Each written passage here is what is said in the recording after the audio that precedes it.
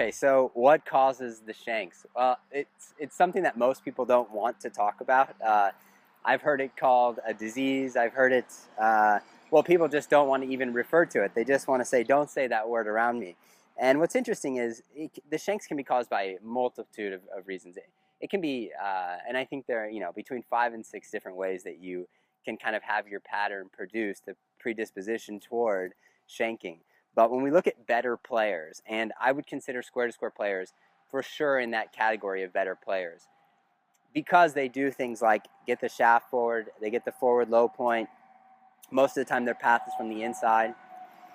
The things that cause square to square players or better players to have a predisposition towards shanking, there are two things really. Number one, their path, their swing path is more from in to out than they're used to, or than they may be accustomed to. And so what happens is, because you've spent thousands of hours probably in your life playing golf, you've hit for sure thousands of shots. Your body, your instinct, your intuition has taken all of these results, all of these swings and all these good shots and bad shots, and kind of cataloged them. And every time you hit one, it's kind of said, okay, that wasn't very good. That was on the toe, that was on the heel, that was thin, that was fat.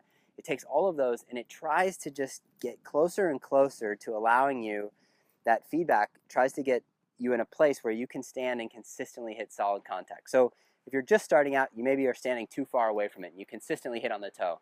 Well, that feedback of you hitting on the toe, if you're aware of it, and even sometimes if you're not aware of it, will have you moving closer to the ball so that you can hit in the center of the club face. And that's a response, that's a good natural response. But so what's happened is, over the course of these years that you've been playing, or these thousands of shots that you hit, your body has kind of come up with a place for you to stand to give you the best chance of hitting it solid. And if your swing pattern before wasn't the square to square swing pattern, you're probably standing in the wrong place for this new pattern. So in that first way that we potentially cause shanks, by standing in the wrong spot, the way to get rid of it is we just say, okay, I'm going to cue up, or I'm going to tune in to this new habit, this new swing, this new routine that I make during my swing.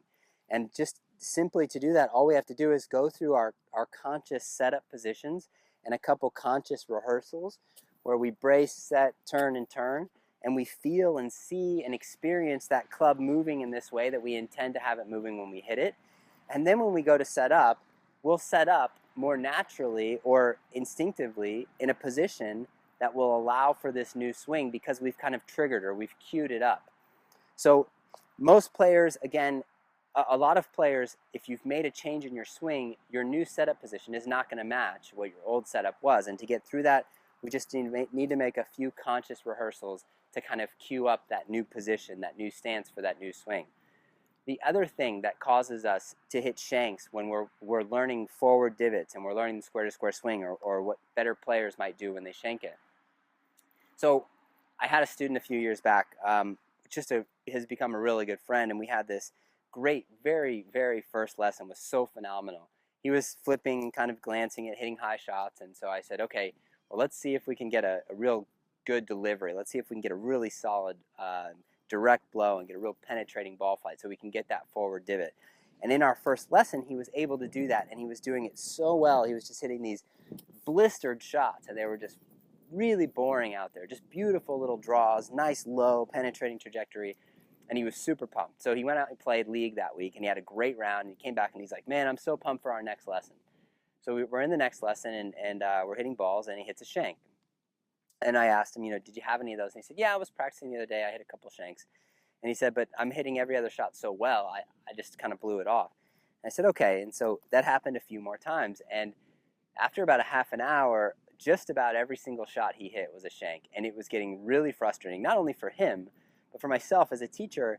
I don't go to the driving range to see a player get worse. Like, it's fun for me to help a player get better. And so if a player is not getting better, it's painful for me to watch. I'm experiencing it with that player. And so I was really bummed. I just couldn't figure out why we were having such great results and then such terrible results right after. And it took me a few hours. We worked together a few more times. I said, Greg, I'm not going to charge you for any lessons until we get this figured out. And he was like, no, no, no, no, no. No, don't worry about that. I'm taking up your time. And I'm like, no, we're not. You're not paying for any lessons until we get this figured out.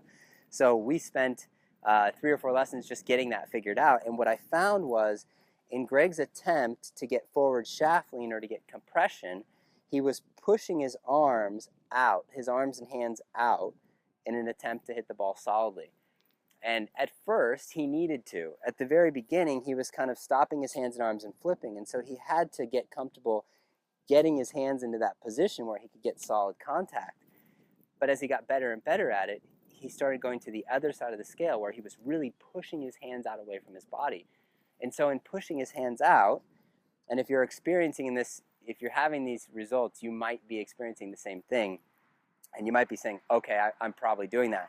In pushing your hands out, you're moving the club out away from your body. So you're creating this greater distance between your body and where the club is. And so when you do that, the heel gets closer to the golf ball, and that's where your shanks come from.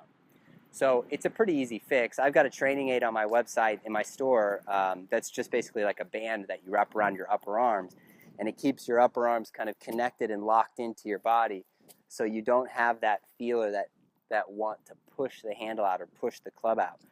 But if you don't have that, even if you don't have that training aid, just you can kind of get a feel for your upper arm of your left arm to be really connected to your armpit or the side of your chest, and just make those practice swings again, really feeling that connection, and then you'll start to feel like that club's not going out this way through impact, and then you can eliminate that hitting off the heel. So it's either one or the other, most likely for square-to-square players and better players. Either your old setup doesn't match your new swing, or your new swing has gotten good and then beyond good, and you're starting to push it beyond the limits of what's going to create consistent contact.